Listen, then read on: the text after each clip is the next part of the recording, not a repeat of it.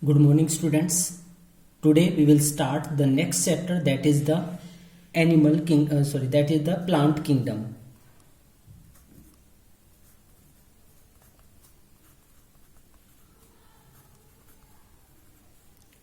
That is the third chapter, plant kingdom और kingdom Plantae. इस chapter के अंदर 6 टॉपिक्स में हम इस चैप्टर को कंप्लीट करेंगे. जो 6 टॉपिक्स हैं वो है algae, then bryophytes,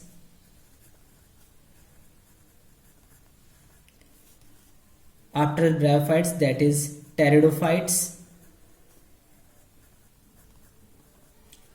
then gymnosperms,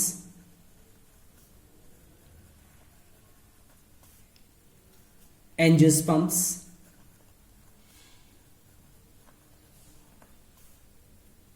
and after angiosperms the last part is plant life cycles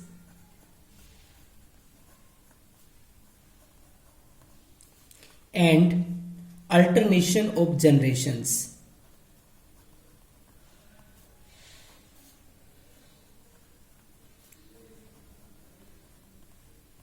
So these are the various topics: algae, bryophytes, pteridophytes, gymnosperms, angiosperms, plant life cycle and alternation of generations. ये 6 main topic है जिसमें plant kingdom को divide किया गया है. सबसे पहले हम इसका इंट्रोडक्टरी पार्ट करेंगे. अब जो इंट्रोडक्टरी पार्ट की अगर हम बात करें तो सबसे पहला जो क्लासिफिकेशन था प्लांट किंगडम या लिविंग ऑर्गेनिजम्स का, ब्रॉड क्लासिफिकेशन लिविंग ऑर्गेनिजम्स का आर.एच. विटेकर ने कैरी आउट किया था. Broad classification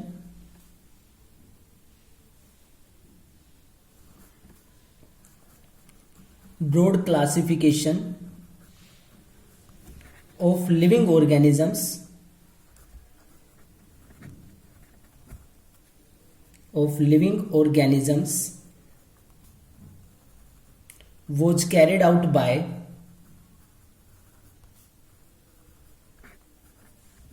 was carried out by R.H. Whitaker.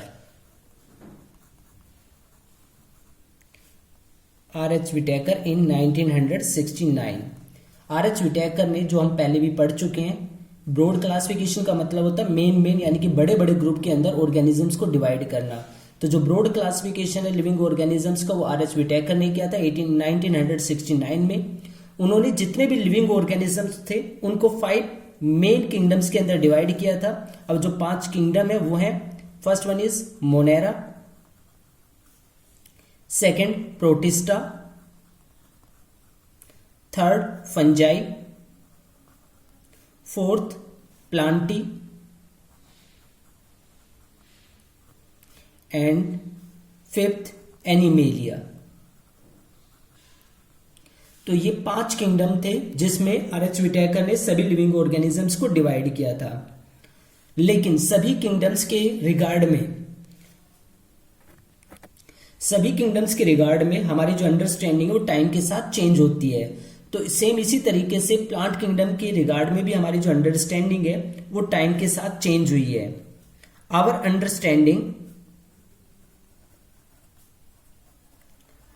understanding has changed over time for plant kingdom. Plant kingdom के लिए हमारी जो अंडरस्टैंडिंग है वो टाइम के साथ बदली है. जैसे अब क्या क्या चेंज आए हैं हमारी अंडरस्टैंडिंग में. Fungi, members of the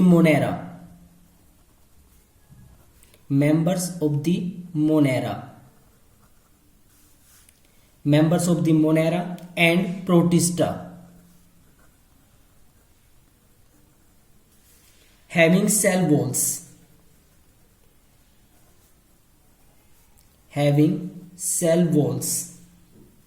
have now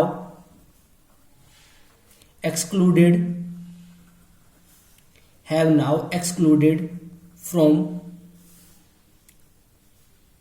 kingdom plantae.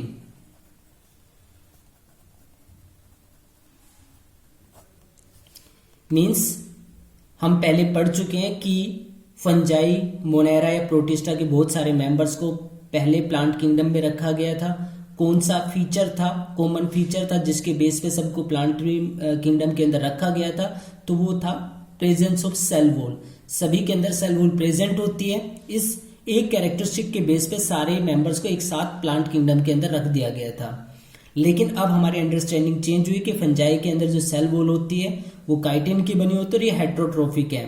Monera के अंदर पेप्टिडोग्लाइकन की बनी होती है और ये भी ऑटोट्रोपिक या हेट्रोट्रोफिक हो सकते हैं। प्रोटिस्टा में यूनिसेल्युलर कैरेक्टरिस्टिक होती है।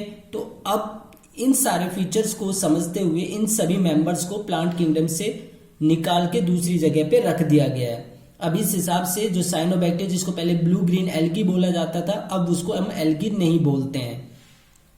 अब जो किंगडम प्लांटी है उसको मेजर डिविजन्स के अंदर डिवाइड किया गया। अब इसके जो मेजर डिविजन्स हैं वो कौन कौन से हैं?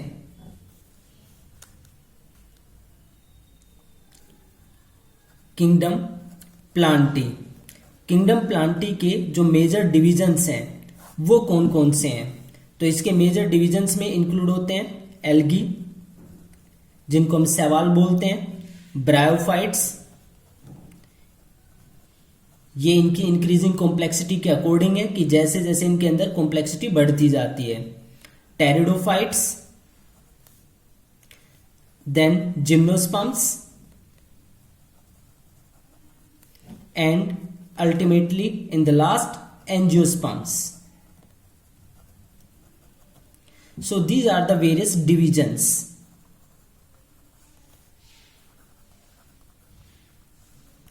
ये वेरियस डिविजन्स है जिसमें प्लांट किंगडम को डिवाइड किया गया है। Algae, bryophytes, pteridophyte, gymnosperms and angiosperms, ये 5 मेजर डिवीजन है जिसके अंदर प्लांट किंगडम को डिवाइड किया गया है। अब क्योंकि यहां पे हमारा जो मेन फोकस है वो एंजियोस्पर्म प्लांट्स के ऊपर है, या जो क्लासिफिकेशन सिस्टम है, वैसे तो हम सारी चीजें यहाँ पे स्टडी करेंगे, लेकिन जो क्लासिफिकेशन है उसमें सबसे ज्यादा जो चेंज आया है वो एंजियोस्पर्म्स को लेके आया है। तो ऐसे कौन से सिस्टम है जिन्होंने एंजियोस्पर्म्स के अंदर क्लासिफिकेशन सिस्टम को सबसे ज्यादा अफेक्ट किया है? Various classification system for angiosperms. Angiosperms के लिए वेरियस क्लासिफिकेशन सिस्टम क्या है? एंजियोस्पर्म्स ये मेन टाइप के प्लांट्स हैं, या ये कह सकते हैं जो हमारे आसपास सबसे ज्यादा तरह के प्लांट्स होते हैं तो एंजियोस्पर्म्स से बिलोंग करते हैं। इसलिए इनके क्लासिफिकेशन को अंडरस्टैंड करने पे सबसे ज्यादा एम्फेसिस दिया जाता है। अब इनके क्लासिफिकेशन के लिए 3 क्लासिफिकेशन सिस्टम है, artificial, natural and phylogenetic classification system. सबसे पहले हम बात करते हैं artificial system of classification. Artificial system of classification, यहाँ पे हर क्लासिफिकेशन सिस्टम को किसी एक पर्टिकुलर साइंटिस्ट ने प्रोवाइड नहीं किया है। अ ग्रुप ऑफ साइंटिस्ट अलग अलग टाइम पे काम कर रहे थे और उन्होंने अपने अपने जो ऑब्जर्वेशंस हैं, अपने अपने जो स्टेटमेंट्स है वो प्रोवाइड किए। तो यहाँ पे 1 या 2 जगह पे हम साइंटिस्ट का नेम डिस्कस करेंगे, अदरवाइज ये जर्नल जो सिस्टम है वो चलता रहेगा। आर्टिफिशियल सिस्टम ऑफ क्लासिफिकेशन की बात करते हैं तो it is based mainly on vegetative characters. ये जनरली यानी कि जिस प्रिंसिपल के ऊपर artificial system of classification based है वो है vegetative characters, based mainly on vegetative characters. और वेजिटेटिव कैरेक्टर्स भी बहुत सारे नहीं, ओनली फ्यू। कुछ वेजिटेटिव कैरेक्टर्स के ऊपर ये artificial system of classification depend करता है, जैसे हैबिट। हैबिट का मतलब होता है प्लांट हर्ब है, सर्ब है या ट्री है। हर्ब का मतलब होता है काफी सॉफ्ट स्टेम्ड प्लांट, जैसे व्हीट प्लांट हो गया, ब्रासिका प्लांट हो गया, जैसे मस्टर्ड सरसों होती है। सर्ब होता है जो उससे थोड़ा एडवांस होता है, वुडी टाइप का होता है, जैसे रोज प्लांट जिसका बेसल पार्ट वुडी होता है और जो अबव पार्ट होता है वो काफी सॉफ्ट होता है। ट्री जैसे आप देखते हैं नीम या कीकर के जो पेड़ होते हैं वो सारे ट्रीज की कैटेगरी में आते हैं। तो वेजिटेटिव कैरेक्टर में सबसे पहले हैबिट क्या है प्लांट की। हैबिट के बाद नेक्स्ट जो थिंग आती है वो होती है कलर। प्लांट में किस तरह का कलर है, इसके अलावा number and shape of leaves.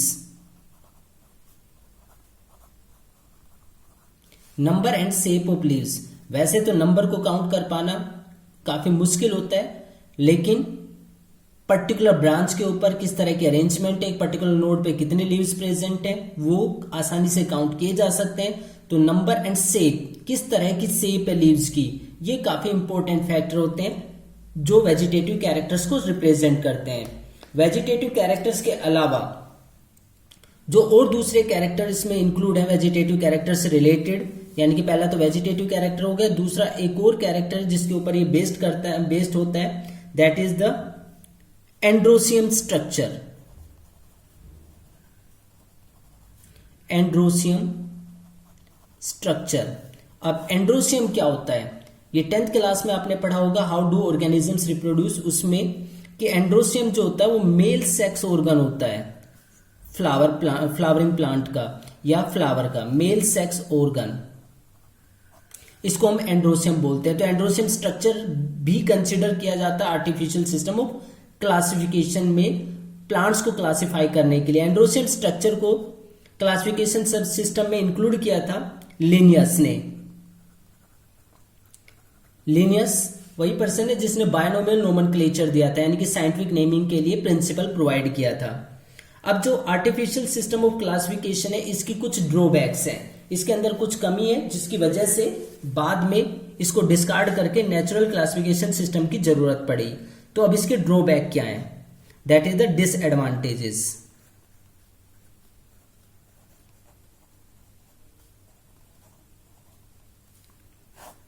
Disadvantages की बात करें तो यहां पे बहुत ही कम कैरेक्टर्स को एक साथ यूज किया गया है, इसलिए इससे क्लोज रिलेटेड स्पीसीज को सेपरेटली रख दिया गया।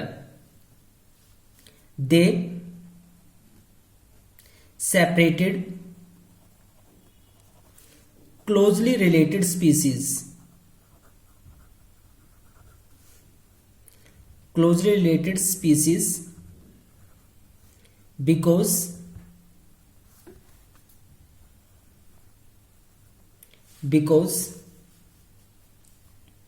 they were based on a few characteristics,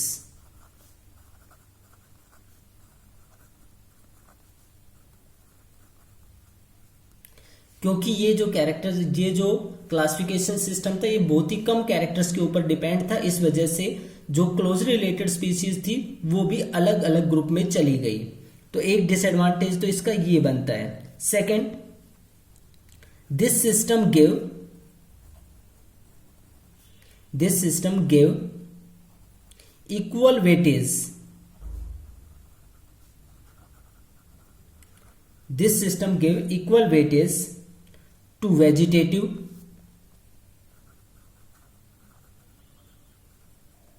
and sexual characteristics.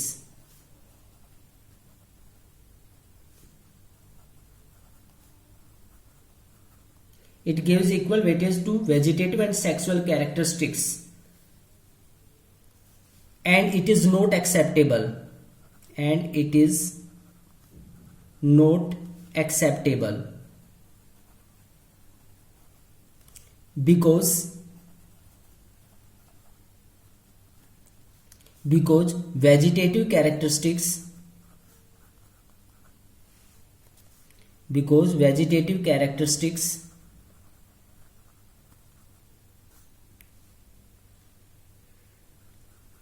changes very quickly as compared to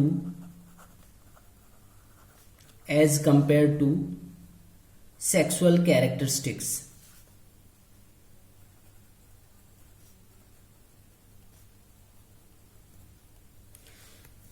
तो यहाँ पे जो वेजिटेटिव कैरेक्टरिस्टिक्स है वो काफी तेजी के साथ बदलती है सेक्सुअल कैरेक्टरिस्टिक्स के कंपैरिजन में, तो इनको बराबर का वेटेज नहीं दिया जा सकता है। तो जो आर्टिफिशियल सिस्टम ऑफ क्लासिफिकेशन है उसकी दो डिसएडवांटेज बनती है, एक तो इसमें बहुत ही कम कैरेक्टर को ये लिया गया जिसकी वजह से क्लोज रिलेटेड स्पीसीज सेपरेट हो गई। सेकेंड, इसमें वेजिटेटिव और सेक्सुअल कैरेक्टर्स को इक्वल वेटेज दिया गया, जबकि हमें पता है कि वेजिटेटिव कैरेक्टर्स में जो चेंज है वो काफी तेजी से होते हैं सेक्सुअल कैरेक्टरिस्टिक्स के कंपैरिजन में, इसलिए artificial system of classification insufficient था, इसलिए अब इसको डिस्कार्ड किया जा चुका है और इसको डिस्कार्ड करने के बाद जो नेक्स्ट सिस्टम आता है क्लासिफिकेशन का, वो है natural classification system. Now the next one is natural classification system.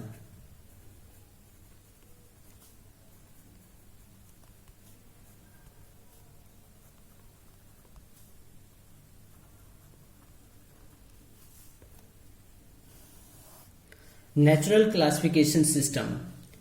It was given by George Bentham.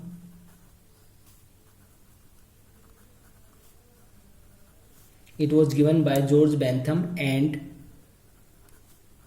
Joseph Dalton Hooker.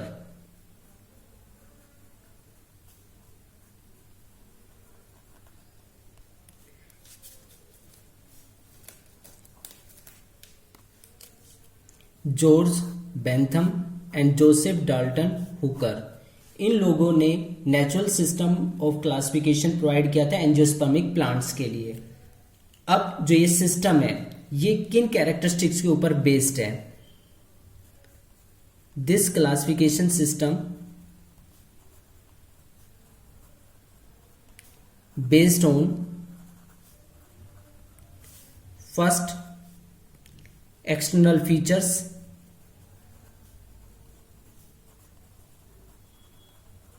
External feature जिसके ऊपर तो आर्टिफिशियल सिस्टम क्लासिफिकेशन भी बेस्ड था, लेकिन इसमें एक्सटर्नल फीचर्स के अलावा और भी बहुत सारे फीचर्स को इंक्लूड किया गया है, like ultra structure.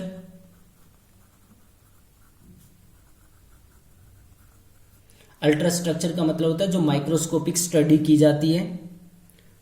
Ultra structure, anatomy. Anatomy, plants के केस में एनाटमी का मतलब होता है यहाँ पे भी माइक्रोस्कोपिक स्टडीज की जाती है, यानी कि प्लांट के सेक्शन कट करते हैं, सेक्शन कट करने के बाद उसको अंडर द माइक्रोस्कोप ऑब्जर्व करते हैं, तो वो इसकी एनाटमी होती है. और ज़्यादा डिटेलिंग जो की जाती है वो अल्ट्रा स्ट्रक्चर में आ जाती है.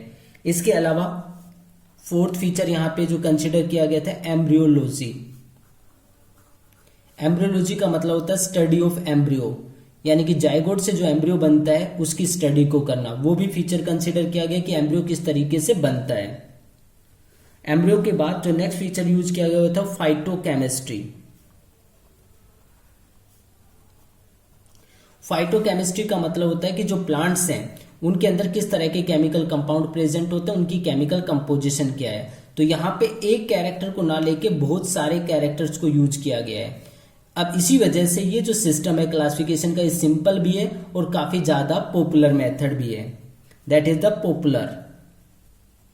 Popular system of classification. ये काफी पॉपुलर है और जनरली इसी का यूटिलाइजेशन किया जाता है. अब इसके बाद नेक्स्ट जो सिस्टम है, क्योंकि टाइम के साथ अंडरस्टैंडिंग बदलती है तो यहाँ पे भी कुछ ना कुछ कमी रह जाती है या कुछ एडवांसमेंट जब हमें मिलती है तो हम नेक्स्ट सिस्टम की तरफ चलते हैं. तो जो नेक्स्ट सिस्टम है वो है phylogenetic classification system. Phylogenetic classification system.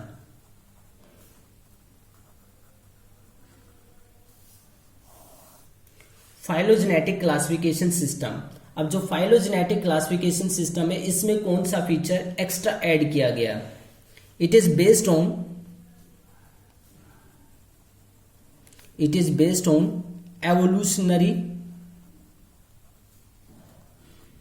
evolutionary interrelationships between various organisms.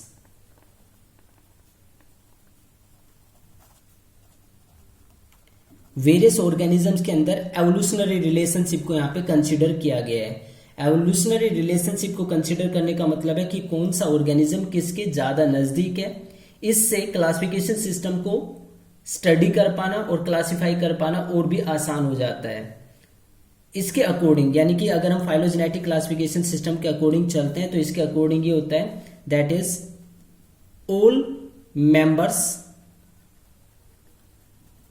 Of a taxa, यानी कि एक पर्टिकुलर जो कैटेगरी होती है। All members of a taxa have a common ancestor, यानी कि सारे के सारे एक ही एंसेस्टर से डेवलप हुए होंगे, ऐसा माना जाता है इस सिस्टम के अकॉर्डिंग। यानी कि जितने भी मेंबर एक टैक्सा में आते हैं, जैसे वीट है, गेहूं की जितनी भी वैरायटीज हैं, ये मानी जाएंगी कि किसी एक ही वीट प्लांट से वो सारी डेवलप हुई हैं टाइम के साथ में। तो ये फाइलोजेनेटिक क्लासिफिकेशन सिस्टम को रिप्रेजेंट करते हैं। अब जो फाइलोजेनेटिक क्लासिफिकेशन सिस्टम है, इसमें many sources are used to solve the problems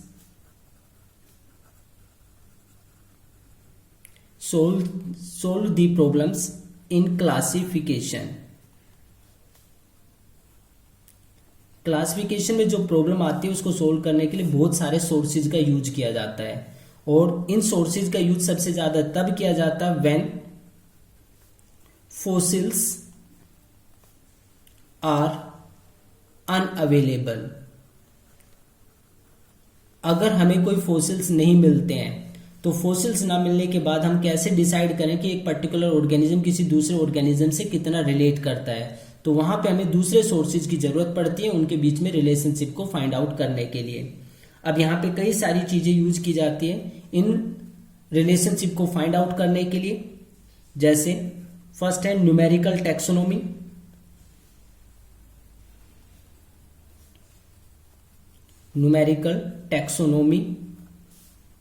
second cytotaxonomy,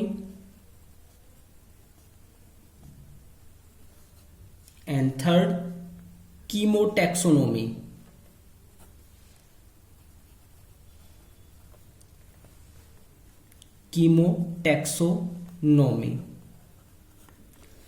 तो यहां पे जो सोर्सेज यूज किए जाते हैं, न्यूमेरिकल टैक्सोनॉमी है, साइटोटैक्सोनॉमी और कीमोटैक्सोनॉमी, इनका यूज किया जाता है फाइंड आउट करने के लिए कि किन ऑर्गेनिजम्स में क्या रिलेशनशिप है, ताकि हम उनको एक पर्टिकुलर ग्रुप में रख सकें।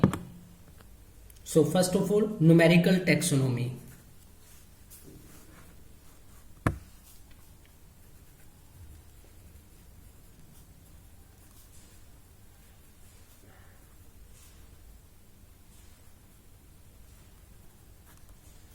Numerical taxonomy, it is based on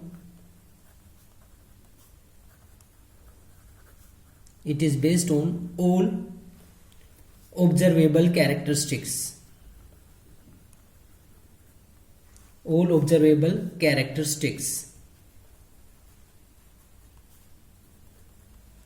जितने भी कैरेक्टरिस्टिक्स ऑब्जर्व हो सकते हैं उन सभी ऑब्जर्वेबल कैरेक्टरिस्टिक्स